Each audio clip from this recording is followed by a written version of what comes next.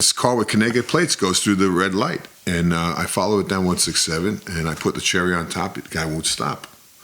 So he gets down to You put the cherry on top, yeah, huh? Put the cherry on top. That's so funny. And the guy won't stop, and there's a construction down at 167, so he can't go anywhere. So I got him. So I get out of the car, and I walk to the driver's side, and I said, let me see your hands. His hands are, he's underneath the seat. I said, let me see your hands. And he's underneath the seat. I said, let me see your hands.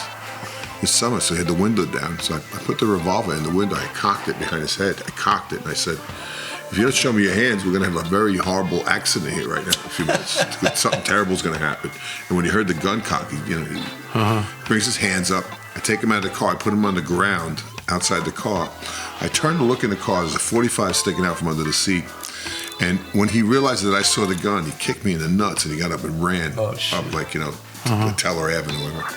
Hey, what's up, everybody? Here we are once again for Police Off the Cuff. We were up in Ossining, New York, the palatial estates of my partner in law enforcement, Bill Cannon. What's up, Bill? I can't get over you saying that. Like, people think I'm rich or something, and it's nice up we've here, had bro. some real It's way nicer. warriors come up here to protect this house. All right, have some criminals. Yeah, it's way nicer than where I live. Hey, listen, before I start, I had mentioned a couple weeks back that I wanted to give a shout out. I do a lot of comedy shows and benefits for different organizations.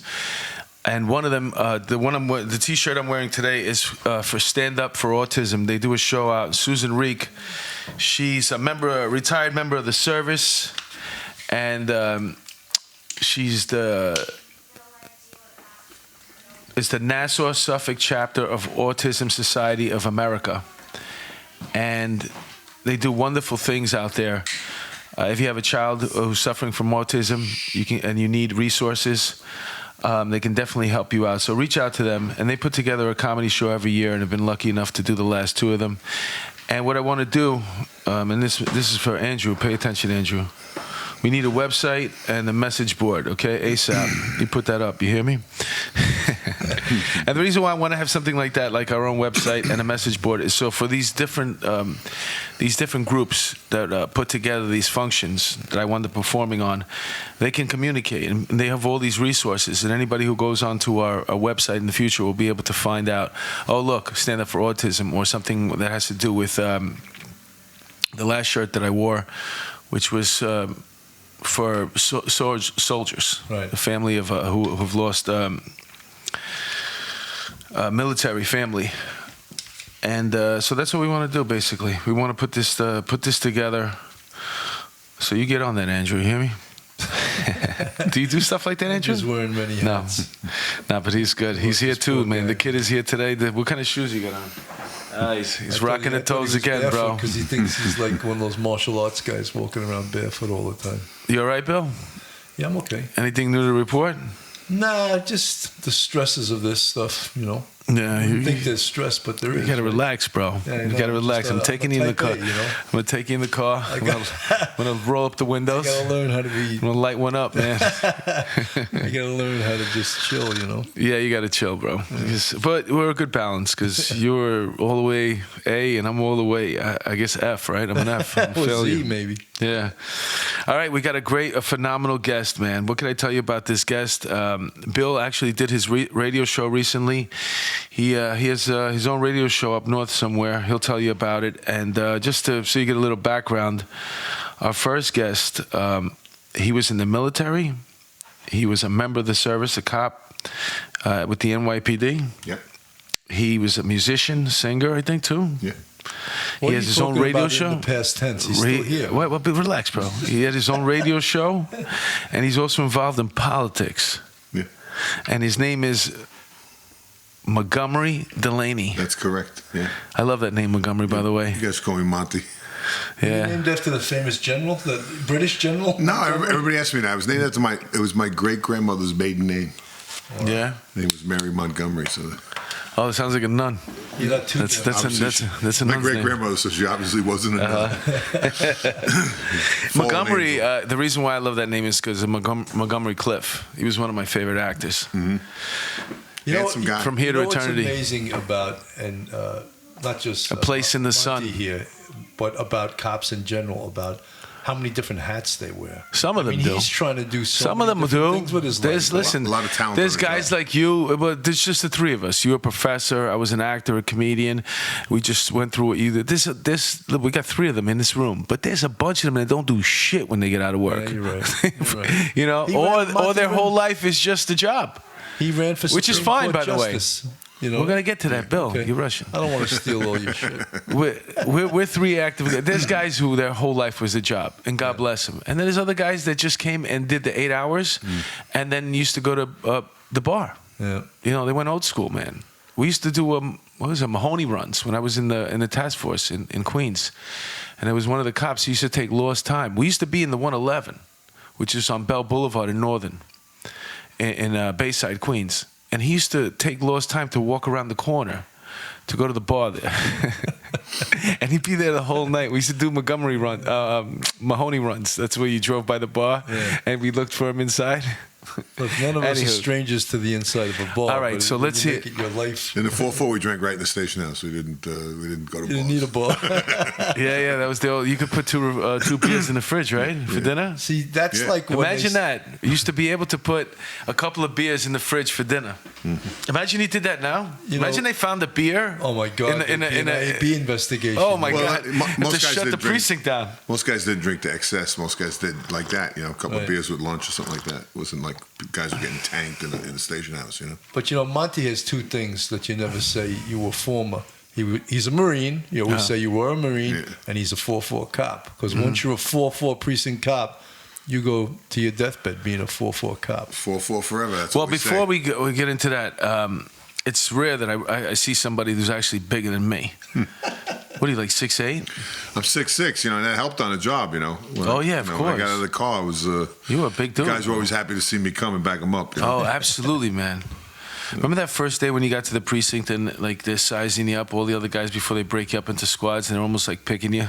You know, Yeah, like- yeah, the old timers, yeah, they're looking you up and down. Yeah, I want that kid. Yeah, It's yeah. almost like- I got picked pretty quick by a guy named Ned Cassis, God rest his soul. How did that go down? It was good. I mean, he was an old time. He had like 30 years on the job. He took me out in the car and he showed me the streets. You know, it was good. Uh-huh. It was good. One of the first days out there, we get a call for a smell in a lot, and I go over to these plastic bags, and you know something's dead inside of them. So he says, "Open the bags." I said, "No, I'm not opening these bags." he goes, "There's junkie on the street." He says, "Junkie, get over here, junkie." He goes, "Go open up his bags." And the guy says, "Oh, there's a body. It's a body in the bag. It's cut up." And he got on the radio like it was something that happened every day. He's like, "For David to Central, we're gonna need the squad over here. We got another chop-up job in this lot." He called it a chop-up job. It sounds like you're coming for a car. I know. So I was like, I'm blowing my cookies all over Sheridan Avenue. He's like, "It's a chop-up job," you know, like no big deal, you know. What year was that? When you That was first got 84. 84. 84. The 4-4 What, was you no went in- joke back No, then. it was no joke. No, it was no joke. You went into the Marines first, and then you got on the job? Yeah, I went to the Marines. I went to college, had athletic scholarships. My second semester, I got a D in 4 incompletes. So I have a doctorate now, so obviously it was nothing organic. What were you playing in college? Basketball and baseball. And then, so I went in the Marine Corps because I lost my scholarship. And then, you know, that... You must have been an amazing athlete, huh? I was a pretty good athlete. You know, I was... What did you play in baseball? I was a pitcher. Yeah, I can Pitcher see and that. first baseman. I like that because, you know... How hard did you throw? They didn't really have the guns back then, but I threw it hard. I threw it hard enough to scare people. you Yeah, know? I could imagine that. And You're like you know, Randy Johnson coming down on... yeah, I had some velocity. Because you but- get really close to the plate. When you're that tall, Yeah. if you got a long stride, Yeah. by the time the ball is getting up to you, that It definitely cuts down their reaction times, no doubt about it. And the arc of your throw when you're 6'6" tall. You get more spin on the ball too. If you yeah, I would have hated trying to hit against you. yeah, you know. So you played in high school, and then you got which college did you go A little to? small college up in Rockland County, Dominican College. Was it Division One? No, it was NAIA then. It's an NAIA school. And then now it's Division II now. But my son ended up going there and playing baseball for them.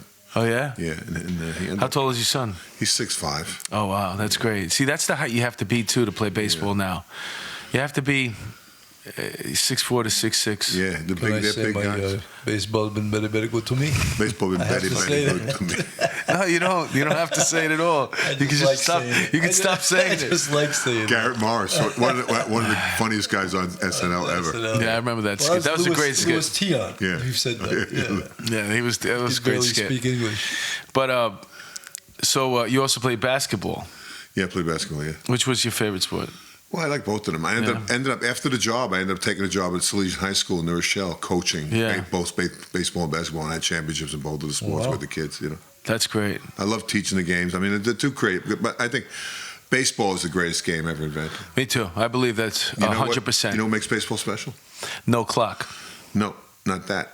What? Baseball is the only game that's played with a ball where the defense gets the ball. It's the most salient difference in baseball or any other ball game. It's true. Yeah. So it's a game of outs, not a You're game of a deep runs. thinker. I would have never thought of that. I'm a deep thoughts. Jack Handy. Oh, that's another one. Because I always used to say, the no clock. I love the fact that there's no clock. Yeah. You play until 27 outs are done. Well, I was out at City Field last week for the 14-inning game, and you know, you could put after like 12 innings, you're like. It'll sound a lot better. Oh. We didn't even do that. After 12 innings, you're like. God, you wish there was a clock. You know, you want to get out of there. It's like yeah, absolutely. Unless it's your kid playing. Unless it's your kid playing. That's when it could be there all day. Yeah. I used to coach too. I liked it a lot. I miss watching my I loved being around the boys. Yeah. Well, now I got. My son's got a son, so now he's going to. You missed this joke, man. He's saying he's gay. I didn't say that. I said I loved being around the boys. Yeah. But yeah, that was a good time. But once they get to high school, then you got to pass them on off. You got to just be on the sideline, but you actually had a chance to coach. See, I wasn't a really good coach. I just used to like to be out there and also hitting it around and playing catch and just teaching them the fundamentals, which is all I could do. You played baseball too? I played baseball. I loved baseball, and I also played basketball in high school. Mm-hmm. But also too, like a lot of these kids that came to play for me, they got hot moms. So that's the way I used to pick my kids on the team too. Who had the hottest mom? Yeah, I didn't care if they could play. Every year I used to waste my first-round draft pick on this kid, and my son finally wised up. He was like, "Dad, why do you keep picking this kid? He sucks." I said, "Did you see his mom?" I love that. So you're playing high school baseball and basketball, and then right after high school you go to college. Yeah, for just 2 semesters. Second semester I crapped So 1 out. year basically. Yeah. So you were able to get through 6 months. Yeah, I mean. And then in the second semester, what did you get? A D and 4 incompletes. Why? I had a lot of phone numbers. Met a lot of girls. A lot of partying. You were enjoying the college experience. Dude, it's rare that I could find somebody that did worse than me. A D and 4 incompletes. And like now I have a doctorate, so obviously, like I said. Well, I actually had 5 incompletes because you get an incomplete when you don't sign out. You don't sign out. You don't do the work. You don't hand anything in. I don't even remember what the criteria was. When you but say I you have made a doctorate, you have a Juris Doctorate. Juris Doctorate. Yes. Yeah. Wait a minute. So they send you home after that? Yeah. They send you home after that first semester, and then you join the military? Yeah, I went in the Marines. Yeah. I had a great coach, Bob I Mackin. don't know, but I've been told. Eskimo pussy is mighty cold. That's great. He's a real Marine. I'm just. I don't know, but it's been said. Oh my God! Who gives better head? Russian women give better head. Okay. Good head. But back then it was Russian women because when I was in, we were in the Cold War, and everything we learned was how to counteract the Russian soldier, how to kill him, what kind of weapons he used, how he slept, how he ate, how he fought. It was all about killing Russians when I was in the Cold War, 75, 79. So all the PT songs were about Russians. If I die on the Russian front, bury me in a Russian. So we would sing these things as we ran. Yeah. Let me ask you something though about the Marine Corps. People always say that the training you receive in the Marine Corps stays with you your whole life. And what parts of your life do you think the Marine Corps training benefited you? Well, I'll give you a funny example of that. I had surgery a couple of years ago, Columbia Presbyterian. And when I come in the recovery room and I woke up, the doctor was standing over and he was laughing. And I said, "What are you laughing at?" He said, "Well, you Marines are all the same." I said, "What are you talking about?" He says, "Well, you were under and you were saying, Delaney, 13148 Corporal." I was giving him my name, rank, and serial number. Wow. And that's how... You thought you were a POW. Well, that's how deeply embedded it is in you. I mean, that's how, the code of conduct is very You might important. be a Manchurian candidate. Not even know it. Well, I think any Marine could be a Manchurian candidate. I mean, some people say they brainwash you. They don't brainwash you, but they break you. They start you from the beginning. into a philosophy. The Marine Corps is a philosophy. It's like I went there with 90 guys. 27 of us came home as Marines. 63 guys got sent home to their mother. It takes a certain type of person to be a Marine. That's good. It's not just for everybody. You got to be a little crazy. You got to be a little disciplined. You got to be, you got to have a little chip on your shoulder.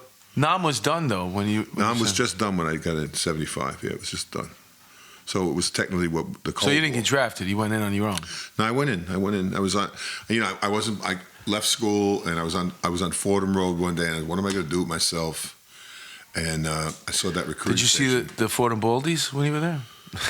No, but Were you a big fan of the movie, The Wanderers? The Wanderers is a great movie, but I used to love that movie. There was a stickball league, a professional stickball league that I played in, and the Baldies had like a team, and we used to play in that schoolyard on Belmont Avenue there, but they didn't play like stickball like we played when we were kids with a Spalding. They played with a tennis ball. I used to do that. Burn the hair off of it, Oh, you burned the hair off of it? Burn the hair off it, yeah. We used to play with a tennis ball, and then we used to get a wiffle ball bat and put newspapers in the wiffle bat and tape up the end so it was heavier, the bat. Much too complicated for my neighborhood. Yeah. And it was one bounce pitch. So you throw the tennis ball, one bounce. This was you pitch into a box on a wall. Oh, the strike box. Yeah. Yeah, those were great days. So it was fun. It was a lot of fun, and there was a couple of good fights, after the games. I ran into that kid. Stickball fights. I ran into the guy who was in the movie The Wanderers. What was his name? That wasn't Meat. Meat was when he was in Porky's. Anyway, that was pretty cool. Trader Joe's. I bumped into him. I spent like a half hour talking to him. So you're from the Bronx. I'm from the Bronx. My whole life. That's pretty cool. I live in the Bronx now. Actually, I was born in High Bridge, in the 4-4, where I ended up policing. I was there. I was born there, which helped because I spent my first part of my childhood there, and I knew all the alleyways and I knew where everything led out.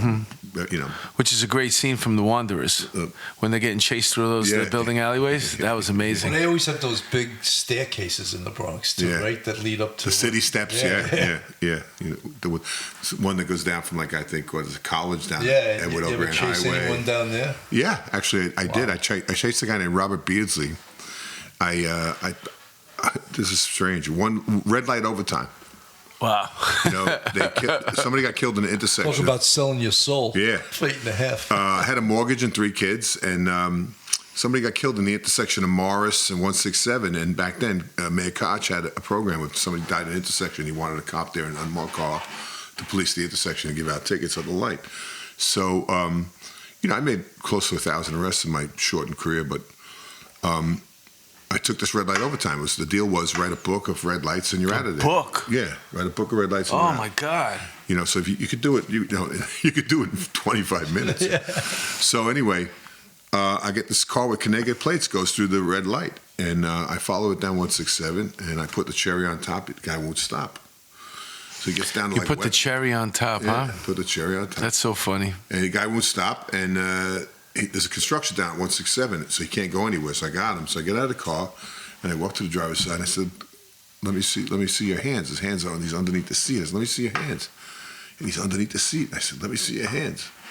It's summer, so he had the window down. So I put the revolver in the window. I cocked it behind his head. I cocked it, and I said, "If you don't show me your hands, we're going to have a very horrible accident here right now in a few minutes. Something terrible is going to happen." And when he heard the gun cock, he brings his hands up. I take him out of the car. I put him on the ground outside the car. I turn to look in the car. There's a .45 sticking out from under the seat. And when he realized that I saw the gun, he kicked me in the nuts, and he got up and ran up to Teller Avenue or whatever. So the hot day, it was like 90 degrees. I had the vest on. I start chasing. I put his description. I get the gun. I secure it. I put his description out. I start chasing him. So we had this big, huge chase. Cars are coming from. It was a bad place for him to do this because it's at a borderline of like the 4-2, the 4-4, and the 4-6 right. All 3 busy precincts. So they're coming from everywhere. Yeah. So they're coming from everywhere. So he starts going down those city steps. And when he got down to the bottom of those city steps, the bottom, down on Webster Avenue, he got met by the cavalry. We had to use necessary force to effect the lawful arrest. He probably looked like E.T. after you got strange guy though. The guy he was 39 years old. He had already spent 19 years of his life in prison. Him and his brother were implicated in a police shooting, a killing in Nevada. His fingerprints, he tried to burn them off with acid. Yeah. He had 3 or 4 different IDs on him. and tattoos all over his body. He had a tattoo of a spider on the head of his back. Yeah, huh? Yeah. It said he got in jail. Somebody did that to him in jail. What a pal. I don't want to hear that story. What a pal. That's all you have to tell me about that. What a pal. Hey, Joe, will you give me a tattoo on the head of my I guess dick? he was doing some mate. Are you the guy who does the tattoos? You the guy who does the Johnson tattoos? Yeah, I'll give you 10 cigarettes for that. You know.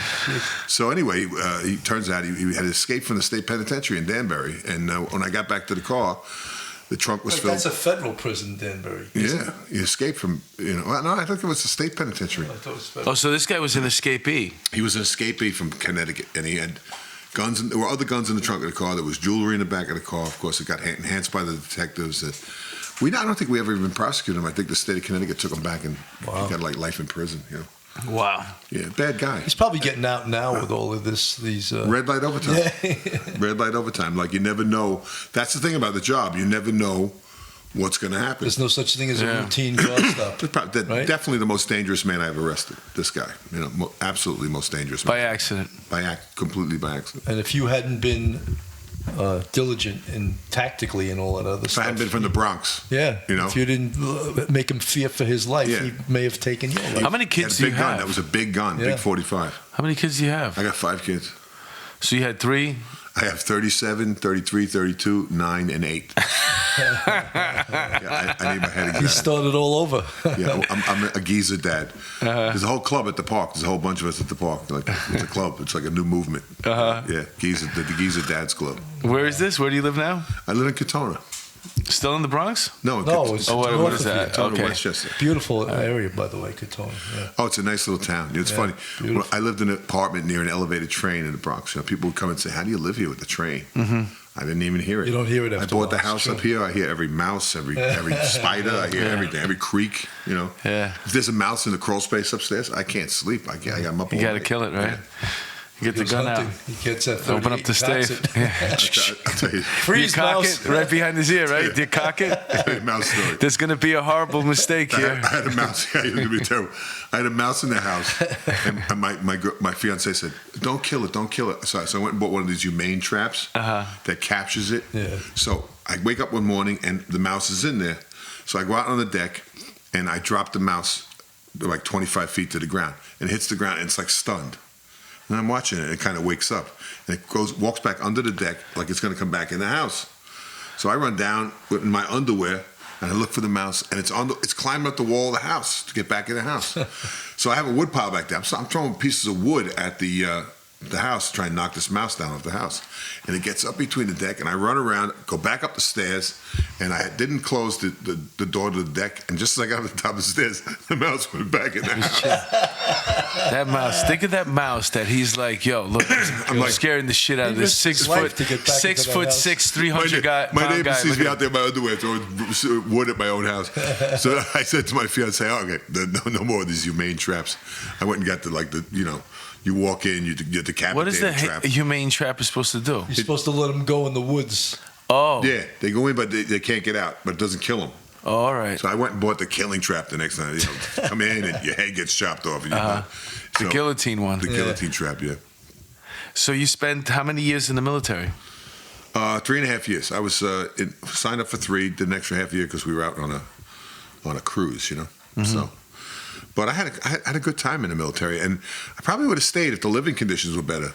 But they have that figured out now. My son-in-law was out in Pendleton, and I had just visited Camp Lejeune again. I hadn't been down there in 40 years.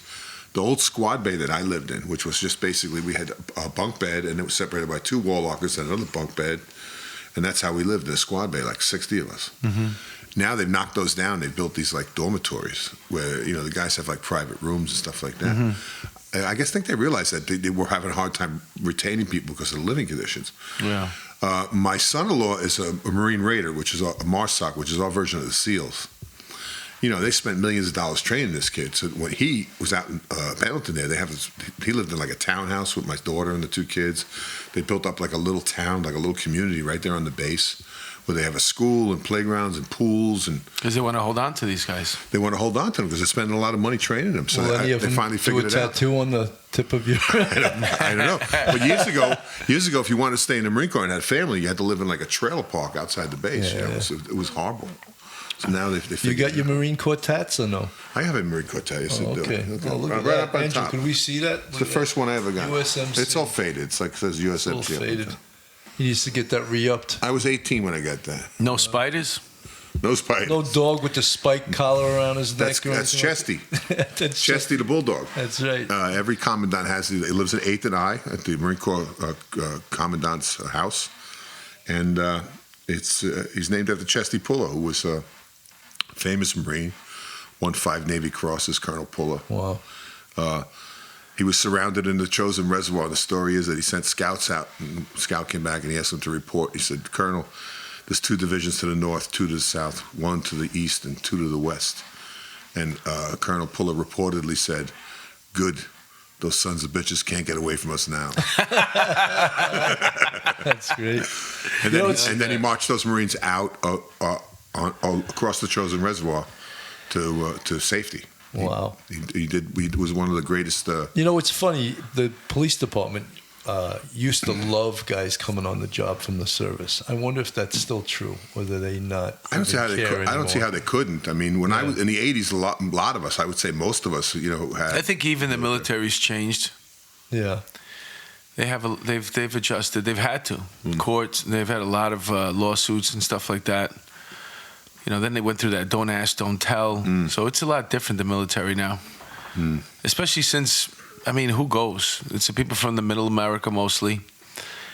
There's no jobs in their towns. Very few kids are just, Well, how many city kids, go into the military? No, the only way there's a random population is when there's a draft. Right. Because everyone's subjected to it. I don't know if But there'll I think ever in the be another 70s, draft. if you'd asked my high school class how many of you would consider going to the military, a lot of us would have raised our hands. I don't think they're allowed to go to the schools anymore. Some of the schools Some schools don't even want them on the college campuses. Yeah, that makes me sick.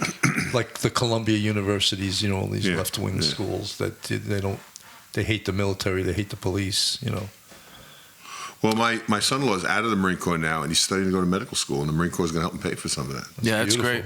That's the way to go. That's great. So you did your 3.5 years in the military. You came home to the Bronx, Yeah, came home to the Bronx. and then you, I would imagine you took the police test. I had taken the police test while I was home on leave at one point. Smart move. And then when I got back, I got a job at working construction in 608, the Carpenters Union. Wow. Back then, if you were Irish, you could be a carpenter automatically. You were one big fucking carpenter. Yeah, one big carpenter. And so I took a job in the Carpenters Union for a little while, and then the police department called me like pretty quickly, like within 6 months. I went. Any regrets? None. I never left the station house a single day where I didn't feel like I'd done something important. I'm saying between the Carpenters Union. Where do you think you would have made more money in the end? My life has never been about making money. I'm just saying. I'm curious. I made some money as a lawyer. Was the Carpenters Union good back then, the way it is now? It was good for me because I was a big gorilla. So now what they do is that when they load a job with sheetrock, they load it with a hoist. They load it with a crane. They put all the boards on each floor. Back then, you had 5 gorillas like me. They would meet a truck after work. It was double time. Yeah. They give you a list. We want 20 boards on the second floor, 50 boards on the third floor, and you would load a hoist and you would unload it on each floor. Yeah. Now but that was double time. I was getting checks every week for over $1,000, $1,200, $1,300. I was 20 years old. That's beautiful. That's a lot of money. A lot of money in the back then. '70s. Oh my God, forget it. Yeah, drank it all up. You could have bought a car. You could have bought a brand new car for $1,200. Car, small. I drank. I didn't need a Paid for car. the college education. You live in the Bronx, you don't need a car. You don't need a car in the Bronx.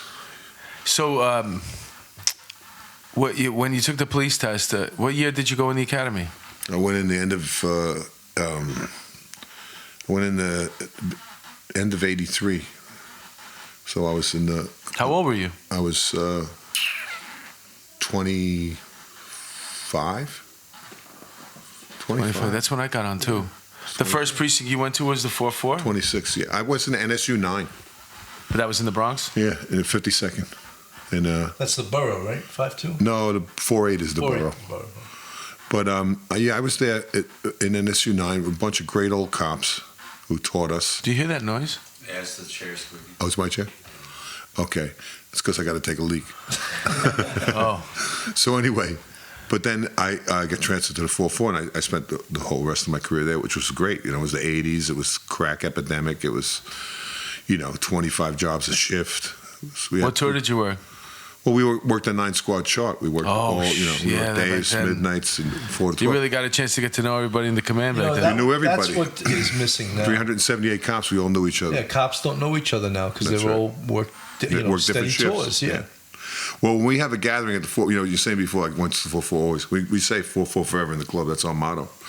And when we have a gathering, there's always like several hundred guys that show up from the 80s, and because we had a bond there, it was like every night we were backing each other up every single night. Right. I mean, 20, 25 jobs a shift, Central holding 15, holding 20, things happen that would never happen today.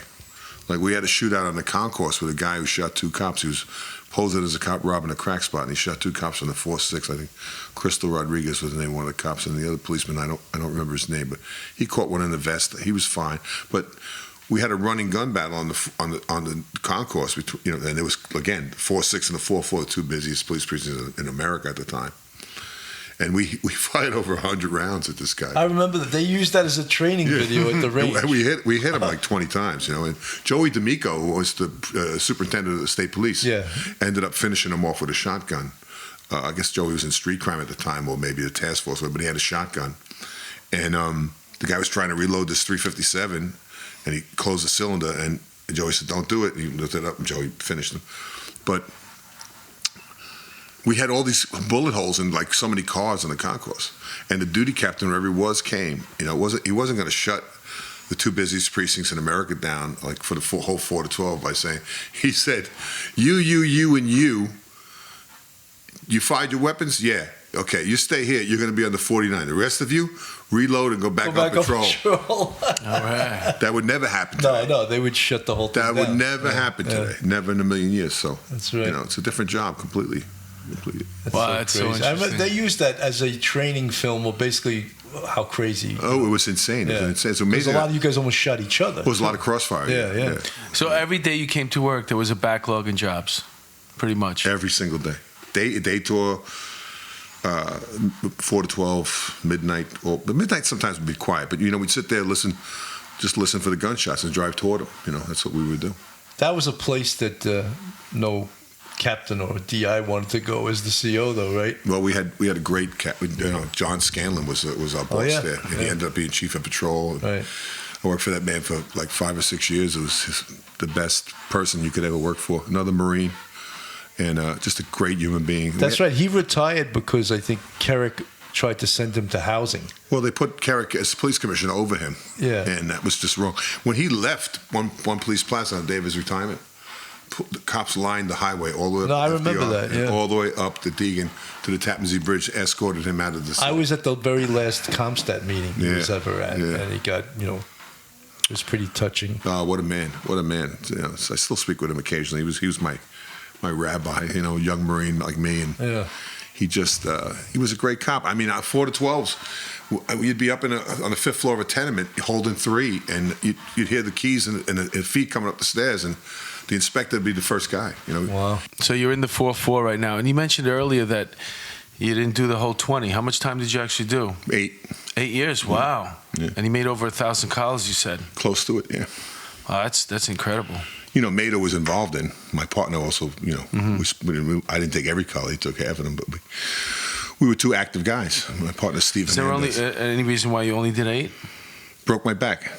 Broke your back. Went down a flight of stairs. How did you do that? I want to make up some glorious story Banana about peel? it. No. So I decided to go to law school, and I was maybe about 30, 40 names away on the sergeant's list, and I was also getting close to getting a shield. I was in the RIP unit at the 4-4 this time, and I had a little incident in the trial room, where some miscreant was alleging that my partner and myself broke his leg with a flashlight. So there was a guy named Lieutenant Latuga at IAD who investigated this for over 2 years, Richie Latuga. If you're out there, Lieutenant, please walk in front of my car at some point in time, and I will have a stuck accelerator. he just harangued us for 2 years to try and get something on us. Ended up getting nothing. We ended up getting charged with failure to make an aided card. Okay, and we had an incident. We go down to the trial room, and we're waiting for our trial, and the PBA sends us this lawyer, this jerk, and he says to us, I'm from the PBA, I'm your lawyer, tell me what happened. I said, tell you what happened. I said, this is 2 years this has been going on. You don't know what happened? We got a trial in 5 minutes. You don't know what happened? He said, I heard something, that, somebody got their leg broken with a flashlight. I said, I grabbed the guy. I said, you're lucky I don't have a flashlight right now, And I put him up against the wall. And I said to my partner, I said, listen, you want him to represent you? You go right ahead. I told him, you're not representing me. I'm going to represent myself in this. So we go in. And I get 30 days for the 80 card. My partner got 60, so I did better. I did better without the lawyer. So I did better without the lawyer anyway. So I got out of there, and I said to my partner, as soon as we get out of there, I said, next time I'm in a room full of lawyers, I'm going to be one. That was bullshit. So I took my 30-day vacation, and I went and took the LSAT. You were already in law school? No, I wasn't in law school. LSAT's the prep test. That's a prep test. I went and took the LSAT, and I passed it, and I got accepted to several different schools. But you graduate. Obviously, you wound up graduating. You got your BA in something, right? You undergrad, right? I got I graduated from Dominican. When I come out of the Marines in '79, I went back to Dominican, and I finished in 3 years. I got my bachelor's degree. All right. Smart move. So yeah. So then I'm there, and I passed the LSAT. So I went into inspect the scale, and I said, inspect the scale, and I passed the LSAT. I got accepted to a couple of schools.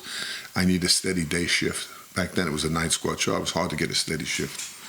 So there was a guy named Phil Sherman who had been the liaison between the police department and the Bronx Supreme Court for like many, many years. He stood on Walton Avenue, and he controlled all these parking spots. It's kind of funny because my first couple of weeks on the post, I had all these people coming up to me with $10 bills wanting to park the car.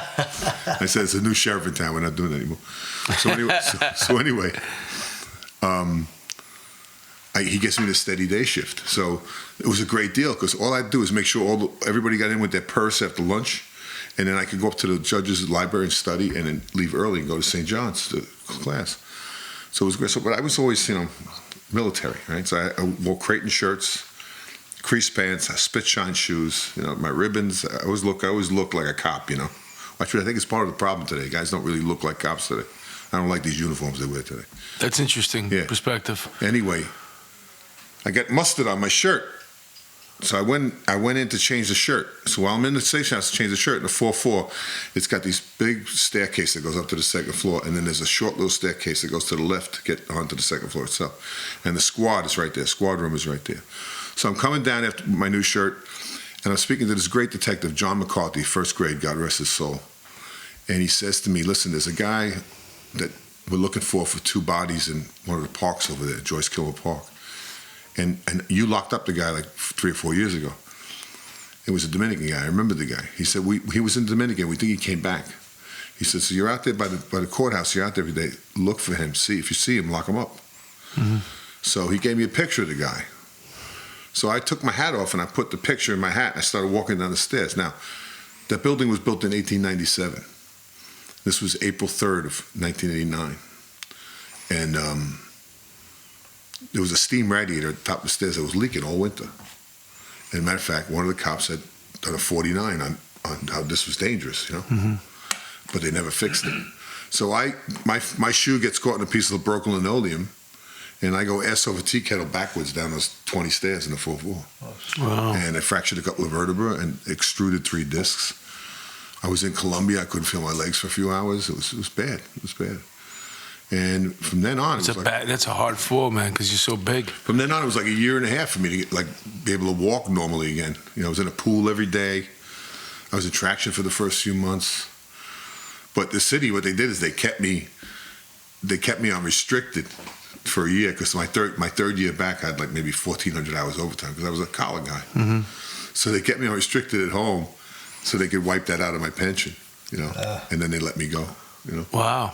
Yeah, so that was all numbers game. It was all dollars. So you got 3/4. I did, yes. I did. But you got 3/4 at 8 years. 8 years. I had hurt my back once before, earlier on the job, we were chasing a guy who did a robbery with a sawed-off shotgun, and he had thrown the shotgun into a playground, and I said to my partner, "You keep chasing him, I'm going to get the shotgun because there were kids in the playground."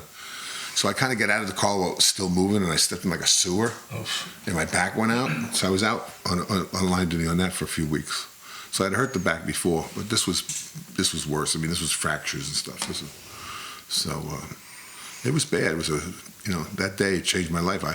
That day I bench pressed like 360 pounds a couple of times. Earlier. Yeah. I was built like a brick wall. I could run like a gazelle. I mean, It might have actually hurt you when with the fall, because you were already tight. You were in a recuperation mode.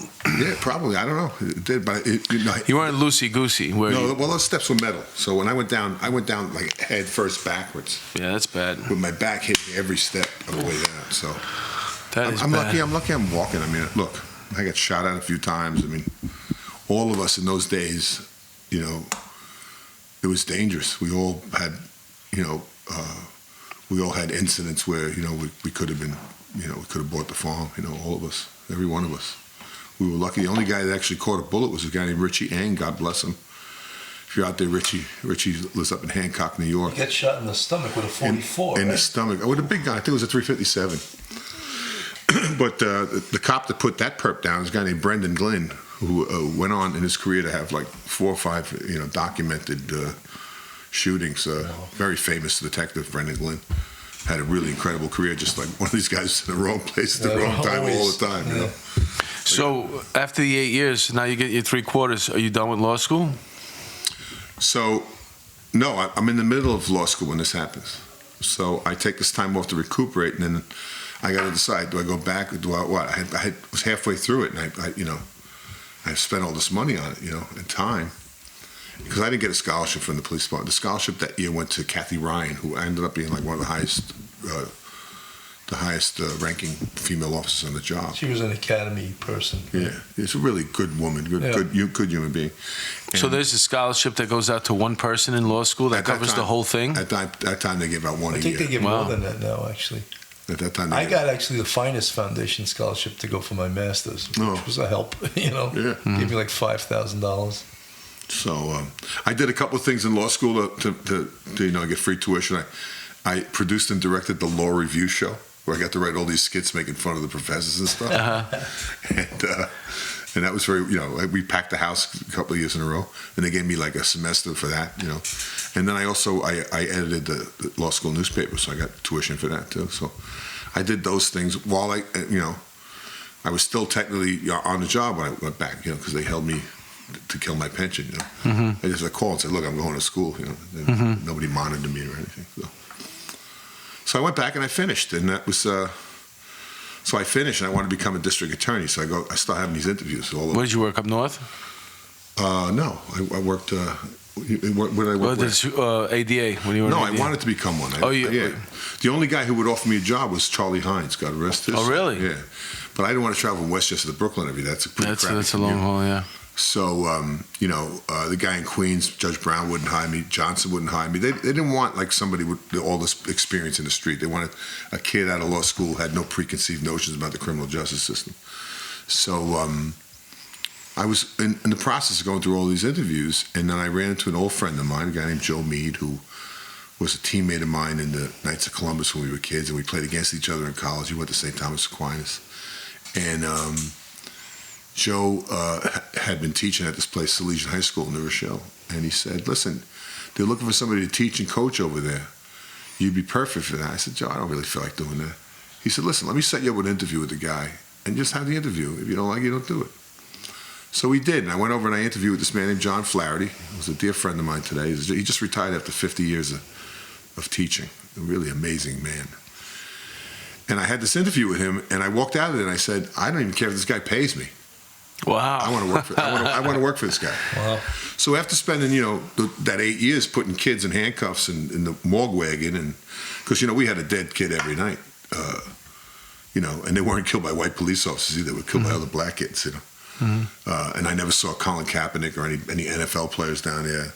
I never saw Al Sharpton ever once. You look in the paper the next day and say, male 19 killed, page 57, a little paragraph, nobody really, understands that what's going on in the inner city. Even today, they don't get it. So, but anyway, I took this job, and it was exactly like what I was supposed to do after being on the police department. It was like I was teaching young men how to be young men, and sending them off to college and helping them get scholarships for athletics, and getting them to buy into a system. And we ended up winning championships. And How long did you do that for? did it for 7 years now.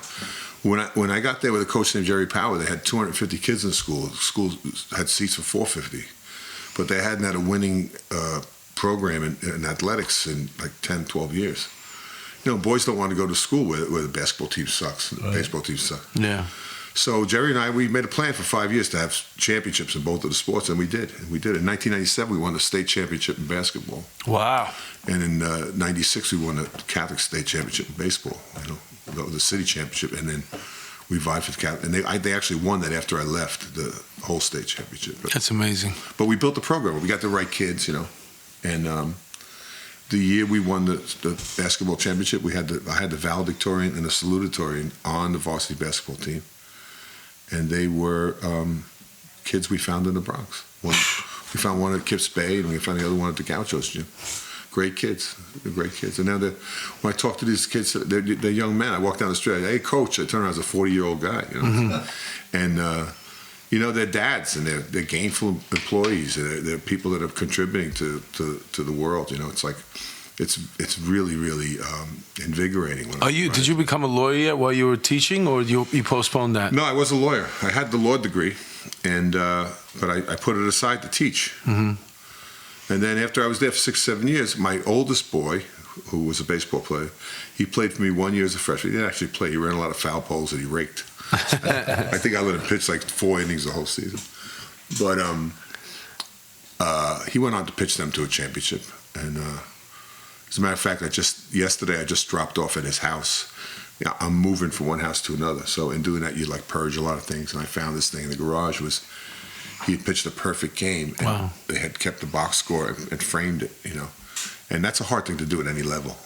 He did it again in college, but he did it in high school. And so I found that, and I brought it over to his house yesterday so he could have it, because, he should have it. I mean, it's sitting in the garage. It's beautiful. Yeah. So anyway, the kids were getting older, and I wanted to send them to private school. And, my daughter wanted to go to Ursuline. It was like $12,000 a year then. I don't know what it is now. So I said, look, I got to make more money. So I went and started the law practice. So you dug up some of those big boxes of cash that you buried in your yard from those 4-4 days. From the 4-4 days. Yeah. No, but people ask me that. Now, it's funny. Mason jars. I never saw a cop take money. And people say to me, well, if you saw a cop take money, you always have to turn around. I'd lock his ass up. I would lock his ass up. You give him a wink and then you turn around. That's why you never have to No, you know what it is? That's why we're all amazed by what kidding. Michael Dowd did. And how they tried to almost make him this hero after he's out of fuck that guy. Yeah, fuck him. I wouldn't even have. It's true though, because everybody assumes that Look at this piece of shit Nannery from the 30-30. I worked with him. I would help break him in. Yeah. Which one was that? Kevin Nannery. Yeah. Came up to me on the street in White Plains a few years ago. He works for Verizon. I was like, yo, don't even say hello to me. You're a friggin' disgrace. You disgrace us all. But which one? What did Nannery do? He was a sergeant in the Dirty 30. And he was. He was doing some dirty shit. And he tried to rat out the XO too.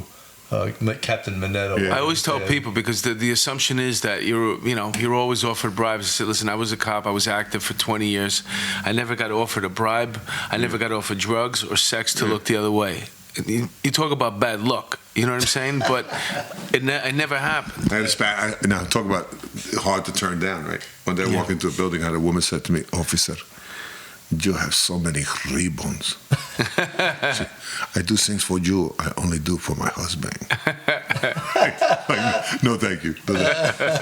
It's the thought that counts. Wait a minute. When do you go into music, by the way? When is the music coming in? I always wrote poetry. When I was like 12 years old, a guy named Bob Sabino. Now, you don't know Bob Sabino, but you do know him, because if you listen to David Bowie's Let's Dance album, every time you hear that, dan, dan, dan, dan, dan, dan, that's Bob Sabino, a kid from Decatur Avenue.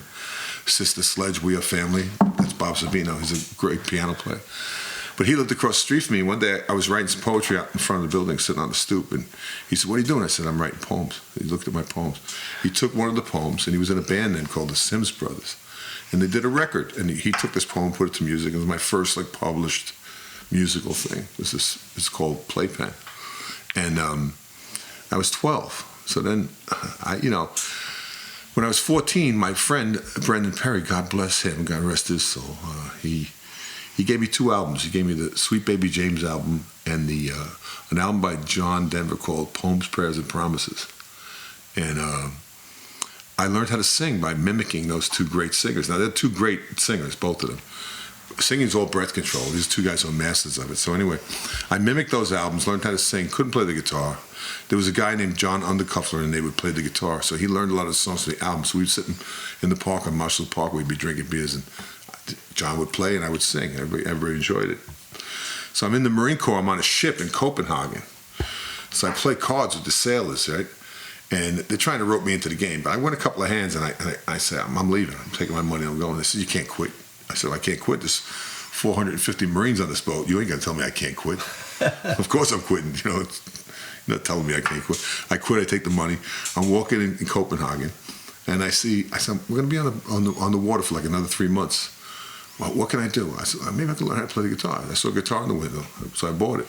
Mm-hmm. And I brought it back on the ship, and I'm like making noise with this thing. And the other Marines like, cut that shit out. We're going to break that thing over your head. When Marines say stuff like that, they kind of mean it. Mm-hmm. So I didn't know. So what happens with a guitar is you put it in the corner. It's like a beautiful woman. Somebody's going to come up and talk to it, Yeah. And for me, it was a guy named Frank Scott from Penrose, Colorado. Frank and I are close friends today. I just talked to him last week.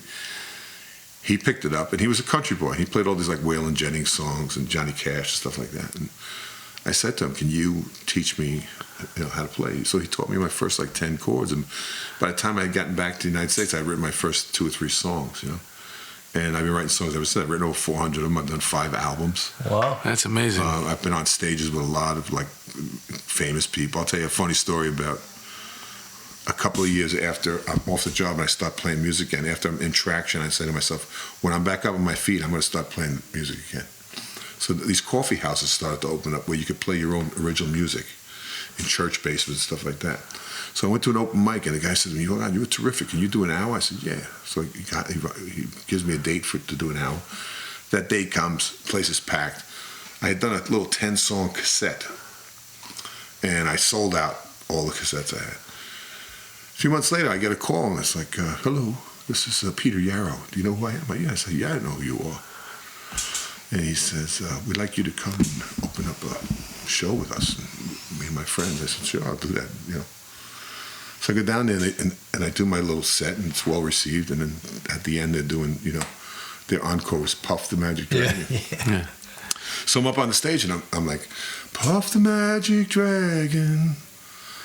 And I'm singing and playing the guitar, one side of my brain, the other side of my brain saying, 2 years ago I was beating the shit out of somebody with a nightstick.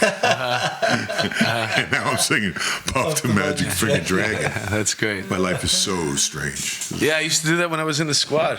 I used to leave literally right after making an arrest, or in the warrant squad, bringing somebody back to court, kicking down doors. Yeah.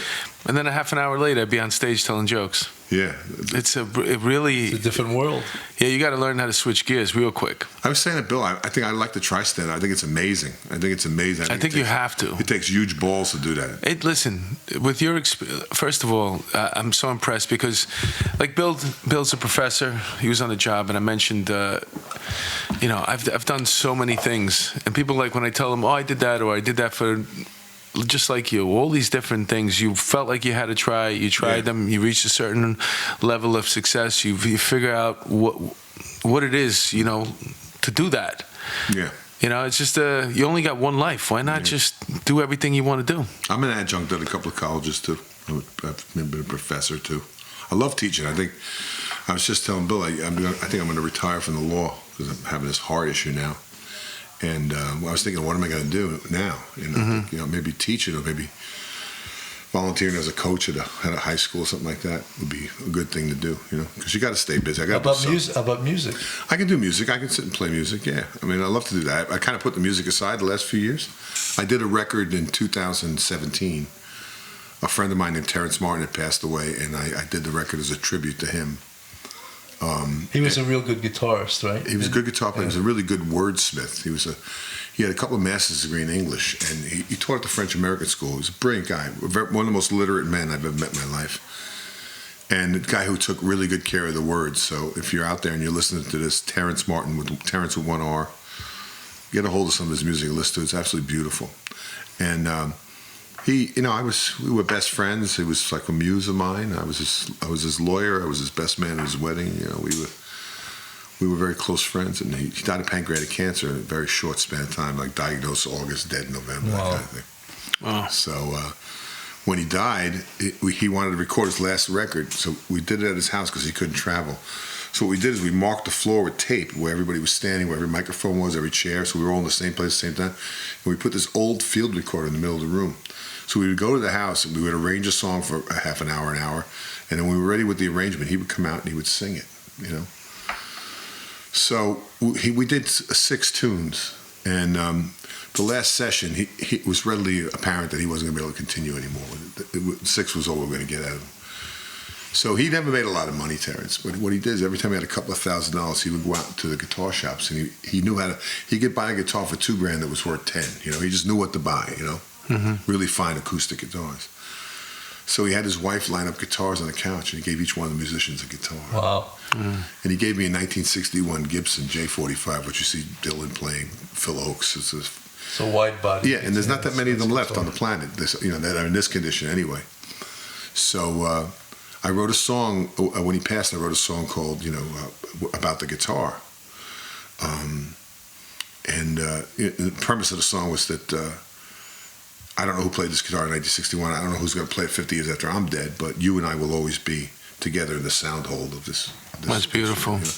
So I sang it at his memorial service, and people said, you got to record that. You got to record that. So I did, and I thought, well, let me do a record to commemorate him. And I found this old napkin. We were sitting at a diner one day, and we had gone through a list of words that nobody had put in the song that we thought would be interesting in the song. Words like smithereens, decipher.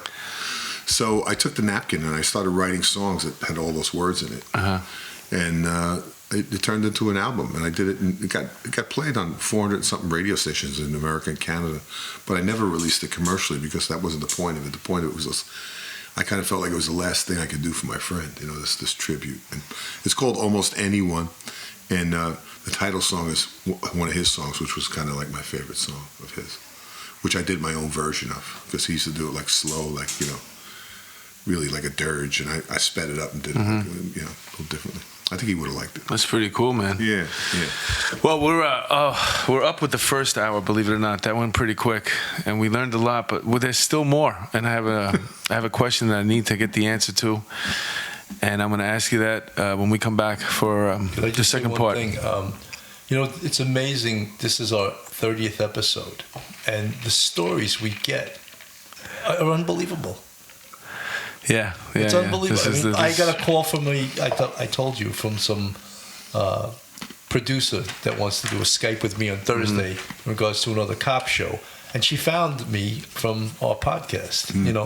And I just think like someone like Monty here, these fucking stories, and God forbid these stories die. Well, I'm sure people say the same thing to you guys. They say to me, you should write a book. Right? These stories are amazing, and that's why there's been people we have asked that are like some of the other superstars on the NYPD that have turned us down. And I'm not going to beg anybody, but I always say, your stories, you're 70 years old or 75, your story's going to die with you. No one's going to hear these stories. Right. And you have some amazing stories. Why not just put it to a recording? Right, yeah. Anyway, I'll get off my soapbox now, but that's why, to me, this is such a great show. Yeah, this was fun. This episode was a lot of fun. And we're going to take a break, refill our teacups, and hit the head. And then we'll be back for the second part. Cool. With Montgomery Delaney.